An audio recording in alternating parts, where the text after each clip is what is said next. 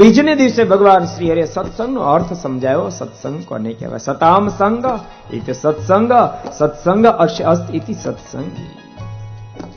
જેના જન્મ સત્ય એવા ભગવાન, સત્ય એવા સંત, સત્ય એવો ધર્મ, સત્ય એવું શાસ્ત્ર, આ ચારનો જેના જન્મ સમન્વય હોય એને સત્સંગી કહેવાય છે.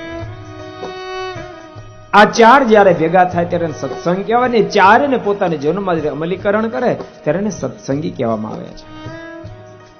સત્ય એવા ભગવાનનો સંગ ક્યારે કર્યો કહેવાય? ભગવાન શ્રી હરિ કહે, પરમાત્મા અમે ગમે તેવા માનસિક ચરિત્ર કરીએ, ગમે તેટલી કસોટીની એરણ ઉપર એને ચડાવીએ, પરંતુ અમારા સ્વરૂપમાં સંશય ન થાય, ત્યારે સત્ય એવા અમે અમારો સંગ કર્યો કહેવાય.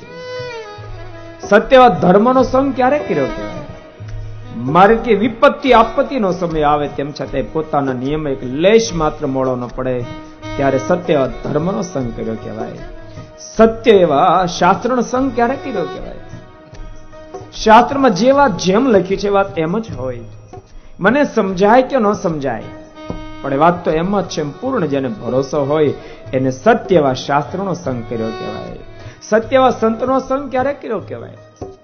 મહારાજ કે એને ભોજન કરાવે, એને રસોઈ આપે, એને વસ્ત્ર ઓઢાડે, એ ગૌણ પક્ષ છે, પણ પોતાના મોક્ષને માટે ગમે તેટલા દુખ્યું કઠણ વચન કહે તેમ છતાં હિતકારી માને ત્યારે સત્ય સંતનો સંગ કર્યો કહેવાય.